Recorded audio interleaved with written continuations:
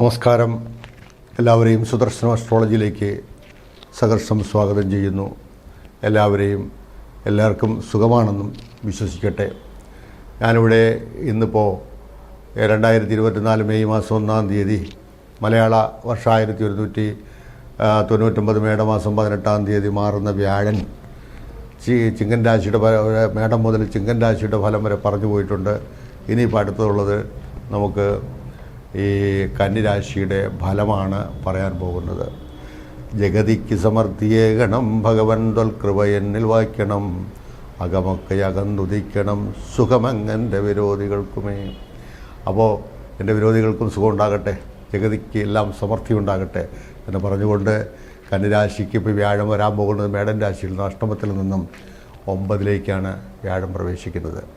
എന്തായാലും 9-ാം ഭാവം എന്ന് പറയുന്നതിന് ഭാഗ്യസ്ഥാനം എന്നാണ് പറയപ്പെടുന്നത്.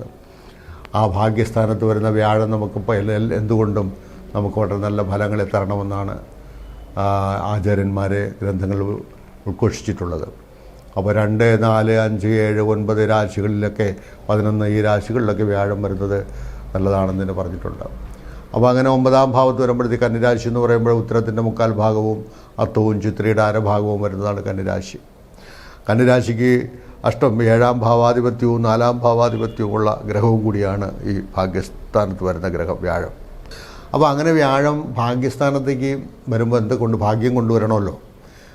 അത് 7-ാം ഭാവാധിപത്യം ഇരിക്കുന്നത് കൊണ്ട് വിവാഹം നടക്കാതിരിക്കുന്നവരെ സംബന്ധിച്ചിടത്തോളം വിവാഹം നടക്കാനുള്ള യോഗം അവിടെ ഉണ്ടാകണമെന്നാണ്. ഗ്രഹഭാഗ്യം 4-ാം ഭാവാധിപത്യം ഇരിക്കുന്നത് കൊണ്ട് വാഹനം, ഗൃഹം മുതലായിരിക്കുന്ന ഭാഗ്യങ്ങളൊക്കെ നമുക്ക് ഉണ്ടാകും. ഗൃഹ നിർമ്മാണമൊക്കെ നിർത്തിവെച്ചിരിക്കുകയോ അല്ലെങ്കിൽ ഗൃഹം സ്റ്റാർട്ട് ചെയ്യണമെന്ന് ആഗ്രഹിക്കുന്നവർക്കെല്ലാം ഈ സമയം വളരെ നന്നായിരിക്കും. പെട്ടെന്ന് തന്നെ ആ ഗൃഹനിർമ്മാണം പൂർത്തീകരിച്ച് കയറാനുള്ള സാധ്യതകളൊക്കെ ഉണ്ട്. അതുപോലെ തന്നെ വിദേശയാത്ര ആകാംക്ഷിച്ചിരിക്കുന്നവരൊക്കെ സംബന്ധിച്ചിടത്തോളം യാത്ര നല്ലതാണ്. വിദേശയാത്ര ചെയ്തിരിക്കുന്നവരെ സംബന്ധിച്ച് അവിടെ എന്തെങ്കിലും ബുദ്ധിമുട്ടുകളൊക്കെ അനുഭവിക്കുന്നവരെ സംബന്ധിച്ച്, കാരണം നേരത്തെ അഷ്ടമത്തിൽ നിന്നിരുന്ന വ്യാഴമായിരിക്കാം, പക്ഷേ അവർക്ക് 9-ലേക്ക് വരുമ്പോഴത്തേക്ക് അതിൻ്റേതായ ഗുണങ്ങൾ അവിടെ തന്നെ പുതിയ ജോലിയിലേക്ക് പ്രവേശിക്കാനും പുതിയ സാമ്പത്തികമായ പുരോഗതികൾ കൈവരിക്കുന്നതിനും ആരോഗ്യകര മേഖലയിൽ പ്രവർത്തിച്ച് വിജയം കൈവരിക്കുന്നതിനും അങ്ങനെ ധർമ്മകാര്യങ്ങളിൽ പ്രവർത്തിക്കുന്നതിനും ഒക്കെയുള്ള സാധ്യതകളുണ്ട്. പുതിയ ഗുരുക്കന്മാരെ കണ്ടെത്തുക, അല്ലെങ്കിൽ നമ്മുടെ സീനിയറായിട്ടുള്ള ആൾക്കാരുമായിട്ട് ബന്ധം സ്ഥാപിച്ച് അതിൽ നിന്നും നമുക്ക് പുതിയ പദ്ധതികൾ ആവിഷ്കരിക്കുക, അങ്ങനെ ഉള്ളതും ബിസിനസ്സിലൊക്കെ നല്ല നല്ല ഫലങ്ങൾ ഉണ്ടായി വരാനുള്ള യോഗം, അതും നമുക്ക് അതിൽ നിന്നുള്ള സാമ്പത്തിക പുരോഗതിയും കൈവരിക്കാൻ ഉള്ള വഴികളുണ്ട്. എന്തുകൊണ്ട് നമുക്ക് നല്ല ഫലങ്ങളാണ് ഈ പറയുന്നതായ വ്യാഴം 9-ൽ നിൽക്കുമ്പോൾ നമുക്ക് കിട്ടുന്ന പുത്രപൗത്രാദികളിൽ നിന്ന് നമുക്ക് പൗത്രന്മാർക്കോ അല്ലെങ്കിൽ ചെറുകുട്ടികൾക്കുള്ള സന്തോഷവും അവരിൽ വഴിയുണ്ടാകുന്ന നമുക്ക് സന്തോഷം ജനിപ്പിക്കുന്ന കാര്യങ്ങളും, പുത്രന്മാർക്ക് നമുക്ക് ഏതെങ്കിലും തരത്തിലുള്ള നേരത്തെ പറഞ്ഞതുപോലെ വിവാഹവും ഗൃഹനിർമ്മാണവും വാഹനയോഗവും ഒക്കെ അവർക്കുണ്ടാകാം, അല്ലെങ്കിൽ നമ്മൾക്ക് തന്നെ അതിൻ്റേതായ അനുഭവങ്ങൾ സ്വയം അനുഭവിക്കാം. ഇങ്ങനെ നല്ല നല്ല ഫലങ്ങളെല്ലാം ഭാഗ്യധർമ്മ ചെയ്യാം, പുണ്യകർമ്മങ്ങളിൽ വ്യാപരിക്കാം, പുണ്യപ്രവർത്തികളൊക്കെ നമുക്ക് ചെയ്യാം, ചാരിറ്റി പ്രവർത്തനങ്ങളിലൊക്കെ ഏർപ്പെട്ട് കളങ്കമില്ലാതെ പ്രവർത്തിക്കുന്നതിനുള്ള സാധ്യതകളൊക്കെ അതിനകത്തുണ്ട്. അവർക്കങ്ങനെ ചെയ്താൽ കൂടുതൽ പുണ്യങ്ങൾ ലഭിക്കാനുള്ള യോഗവും 9-ലെ വ്യാഴം നമുക്ക് തരുന്നു. ദേവയുടെ തപസ്താത സുത ആത്മജ ആധ്യാത്മിക കാര്യങ്ങളിൽ നമുക്ക് കുറച്ചുകൂടെ ശ്രദ്ധ കൊടുത്ത് മുന്നോട്ട് പോകുന്നു. നിലവിൽ ആധ്യാത്മിക കാര്യങ്ങളൊക്കെ ചെയ്യുന്നവർക്കും കുറച്ച് നല്ല ഫലങ്ങൾ കൈവരും എന്നുള്ളതുകൂടി, അല്ലെങ്കിൽ അവർക്ക് തന്നെ ചില പുതിയ സിദ്ധികളൊക്കെ കൈവരാനുള്ള സാധ്യത ഈ 9-ലെ വ്യാഴം തരുന്നതാണ്.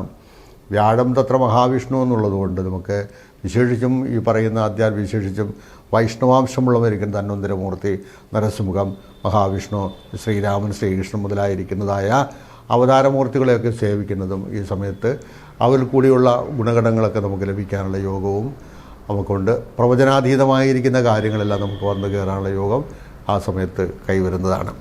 അപ്പോൾ ഇങ്ങനെയുള്ള ഫലങ്ങളെല്ലാം പറയുമ്പോഴേ ഒരു കാര്യങ്ങളിൽ ശ്രദ്ധിക്കാനുള്ളത്, നമ്മുടെ ജാതകത്തിലെ ഈ വ്യാഴം എന്ന് പറയുന്ന ഗ്രഹം നല്ല സ്ഥാനങ്ങളിൽ കൂടി നിൽക്കുകയാണെന്നുണ്ടെങ്കിൽ അത് ഏറ്റവും ശ്രേഷ്ഠകരമായിരിക്കും. അവിടെ നല്ല സ്ഥാനങ്ങളെന്ന് പറയുമ്പോൾ വ്യാഴം നേരത്തെ പറഞ്ഞതുപോലെ 2, 4, 7, 9, 11 ഭാവങ്ങളിലൊക്കെ വരുന്ന വ്യാഴം നമുക്ക് ശുഭഫലം തരുമെങ്കിൽ വ്യാഴം ആ ജാതകത്തിൽ ഈ സ്ഥാനങ്ങളിൽ നിൽക്കുക, ഉച്ചസ്ഥനായിട്ടോ നീചഭംഗ രാജയോഗം ചെയ്തോ അല്ലെങ്കിൽ സ്വക്ഷേത്രത്തിലോ ബന്ധുക്ഷേത്രത്തിലോ ഒക്കെ നിൽക്കുക, അങ്ങനെ നല്ല ശുഭസ്ഥാനങ്ങളിലൊക്കെ നിൽക്കുകയാണെന്നുണ്ടെങ്കിലും യോഗകർത്താവായിട്ടാണ് വ്യാഴം നിൽക്കുന്നതെങ്കിലും നമുക്ക് നല്ല ഫലങ്ങളെ തരും. അപ്പോൾ അങ്ങനെയാണെന്നുണ്ടെങ്കിൽ അത് ഇരട്ടി ആ ഉന്നതത്തിലേക്ക് കൊണ്ടുപോകാനുള്ള സാധ്യത ആ വ്യാഴം തരുന്നത്. ഇനിയിപ്പോഴും നല്ല ഫലങ്ങളാണെങ്കിൽ വ്യാഴം നമുക്ക് ജാതകത്തിൽ ഇത്തിരി നെഗറ്റീവായിട്ടാണ് ആ ഗ്രഹസ്ഥിതി ഉണ്ടെന്നുണ്ടെങ്കിൽ നമ്മൾ ഈ പറയുന്ന ചാരവശാലുള്ള ഫലങ്ങളും കുറച്ചേ ലഭിക്കാനുള്ള യോഗം ഉണ്ടാവുള്ളൂ. വേണ്ടത്ര രീതിയിൽ അങ്ങോട്ട് പോഴ്സ് ചെലുത്താനുള്ള സാധ്യത ഇല്ല. അപ്പോൾ അതുകൂടെ മനസ്സിലായിക്കൊള്ളണം. അപ്പോൾ രണ്ടായാലും നമ്മൾ നേരത്തെ പറഞ്ഞ കണക്കുള്ള ദൈവിക കാര്യങ്ങളും മറ്റുമൊക്കെ ഒന്ന് ചെയ്ത് പ്രോത്സാഹിപ്പിച്ച് മനസ്സ് വാക്കിലും പ്രവൃത്തിയിലുമൊക്കെ സന്തോഷകരമായ അനുഭവങ്ങൾ പങ്കുവെച്ച് മുന്നോട്ട് പോകുമ്പോഴത്തേക്ക് നമ്മൾ അനാവശ്യമായ കാര്യങ്ങളിലൊക്കെ ചെന്നിടപെടാതെ ശ്രദ്ധിക്കുക. വിശേഷിച്ച് നമുക്ക് ഈ അടിപിടി കേസുകളും മറ്റു കാര്യങ്ങളൊക്കെ അങ്ങനെ എന്തെങ്കിലുമൊക്കെ വ്യവഹാരം പിന്നെ ഈ എന്തെങ്കിലുമൊക്കെ ചില കേസൊക്കെ ഉണ്ടെങ്കിൽ അതിലൊക്കെ വിജയിക്കാനൊക്കെ ഉള്ള സാധ്യതയും ഉണ്ട്. എന്തെങ്കിലും പോലീസിലോ കോടതിയിലോ ഒക്കെ ഉണ്ടെന്നുണ്ടെങ്കിൽ അതൊക്കെ നമുക്ക് വിജയപ്രാപ്തിയിലേക്ക് കൊണ്ടുവരാനും റിയൽ എസ്റ്റേറ്റ് ബിസിനസ്സിലൊക്കെ ചെയ്യുന്നവർക്കും അവർക്ക് 9ാമത്തെ രാശിയിൽ വ്യാഴം വരുമ്പോൾ അവർക്കൊക്കെ നല്ലതായിട്ട് വരും. ഔദ്യോഗികമായിരിക്കുന്ന മേഖലകളിലും ഉദ്യോഗാർത്ഥികളിലും ഉദ്യോഗം വഹിക്കുന്നവരെ സംബന്ധിച്ചിടത്തോളവും നമുക്ക് നല്ല നല്ല പ്രൊമോഷനോട് കൂടിയുള്ള സ്ഥാനമാറ്റങ്ങളൊക്കെ വരേണ്ട യോഗവും ആ സമയത്ത് വരും. ആണ് വിദേശത്താണെന്നുണ്ടെങ്കിൽ ആ വിദേശത്തിൽ നമുക്ക് നല്ല സൗഭാഗ്യങ്ങളൊക്കെ വന്നു ചേരേണ്ട യോഗം ഒന്നിലധികം പ്രവർത്തന മണ്ഡലങ്ങളിൽ വ്യാപരിച്ച് അതിനുള്ള ധനാഗമ മാർഗങ്ങളൊക്കെ സ്വീകരിക്കാനുള്ള യോഗവും നമുക്ക് കൈവരുന്നതാണ്. ഇങ്ങനെ 9ാം ഭാവം കൊണ്ട് നമുക്ക് ശുഭാനുഭവങ്ങളാണ്. ഭാഗ്യസ്ഥാനവും ശുഭസ്ഥാനവും എന്ന് പറയുമ്പോഴത്തേക്ക് ശുഭാനുഭവങ്ങളും ഭാഗ്യവും ഉണ്ടാകും എന്നുള്ളതിന് സംശയം. പക്ഷേ നേരത്തെ പറഞ്ഞ കാര്യങ്ങൾ കൂടി അവിടെ നമ്മൾ വിലയിരുത്തേണ്ടതായിട്ടുണ്ട്. വെറുതെ നമ്മൾ 9ൽ വ്യാഴം വരുമ്പോൾ എല്ലാ സൗഭാഗ്യം കൊണ്ടുവരുമെന്ന് മാത്രം പറഞ്ഞാൽ പോരാ. നേരത്തെ പറഞ്ഞിരിക്കുന്നതായ കാര്യങ്ങൾ കൂടി ഒന്ന് വിലയിരുത്തിക്കൊണ്ട് ഈ കാര്യത്തിൽ എന്തായാലും ഒരു കാര്യമുണ്ട്, നമുക്ക് ജാതകത്തിലൊക്കെ അല്പം നെഗറ്റീവായ കാര്യങ്ങൾ ഇരുന്നാൽ തന്നെയും വ്യാഴം അവിടെ പ്രവേശിക്കുമ്പോൾ നമുക്ക് നല്ല വേനലിൽ ഒരു മഴ കിട്ടുന്നത് ഒരു ആശ്വാസം നമുക്കവിടെ വന്നു ചേരും. അതാണ് അതിൻ്റെ പ്രത്യേകമായിട്ട് എടുത്തു പറയാനുള്ളത്. അപ്പോൾ വ്യാഴ പറയുന്ന കണക്ക് നമുക്ക് വ്യാഴം തത്ര മഹാവിഷ്ണു എന്നുള്ളതുകൊണ്ട് വിഷ്ണു ക്ഷേത്രത്തിൽ പിന്നെ അവർക്ക് വേറൊരു കാര്യമുള്ളത്, ഇപ്പോൾ ശനി നമുക്കിപ്പോൾ സഞ്ചരിക്കുന്ന 6ലാണ്. കന്നിരാശിക്കുറേക്കാരെ സംബന്ധിച്ചിടത്തോളം 6ലാണ് നമുക്ക് ഈ ശനി സഞ്ചരിക്കുന്നത്. 6ൽ സഞ്ചരിക്കുമ്പോഴത്തേക്ക് ദോഷമുള്ളതല്ല ശനി. 7ൽ കണ്ടകശനിയായിട്ട് ഇപ്പോൾ അടുത്ത മാർച്ചോടുകൂടിയൊക്കെ കണ്ടകശനിയായിട്ടൊക്കെ വരാനുള്ള സാധ്യത ഉണ്ട്. അപ്പോൾ ആ വിഷയം ഇപ്പോൾ നമുക്ക് പക്ഷേ ഇപ്പോഴല്ലാതെ തന്നെ ഇപ്പോൾ രാഹു ഈ കഴിഞ്ഞ 30ാം തീയതി ഒക്ടോബർ 30ാം തീയതി ഈ രാഹു 7ൽ വരികയും കേതു 7ൽ വരുമ്പോൾ കേതു ലഗ്നത്തിൽ വരുമല്ലോ. അപ്പോൾ 7 നിൽക്കുന്ന രാഹു അവിടെ വിവാഹ വിഷയങ്ങളിലോ അല്ലെങ്കിൽ ഒരു വിവാഹ നിശ്ചയം നടത്തിയിട്ട് ഒഴിഞ്ഞു പോകാനോ അല്ലെങ്കിൽ ദാമ്പത്യപരമായിരിക്കുന്ന അല്പം വിഷമങ്ങൾക്കോ ഒക്കെയുള്ള ഇടയൊക്കെ ഈ ഭാഗ്യങ്ങൾ കൈവരുമ്പോൾ തന്നെ അതും നമുക്കവിടെ ഉണ്ടാകാനുള്ള സാധ്യതയുണ്ട്. ഒന്നിൽ സാമ്പത്തികമായ ദാമ്പത്യപരമായിരിക്കുന്ന മേഖലകളിലകത്ത് ബുദ്ധിമുട്ടൊക്കെ അനുഭവിക്കാനുള്ള സാധ്യതകളുണ്ട്.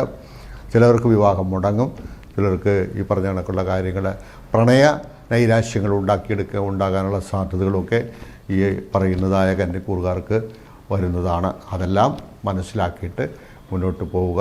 നല്ല രീതിയിൽ നിങ്ങൾ ഇപ്പോൾ ആരോടും നല്ല സ്വഭാവസ്ഥ പ്രവർത്തത എന്നാണല്ലോ.